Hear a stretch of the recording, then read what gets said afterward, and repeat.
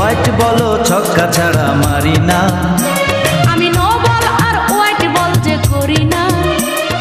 বলের ধাক্কায় পড়ে যাবে তোমার হাতের ওই ব্যাট, তোমায় নিয়ে খেলবো আমি টেস্ট প্রেমের ক্রিকেট, তোমায় নিয়ে খেলবো আমি টেস্ট প্রেমের ক্রিকেট।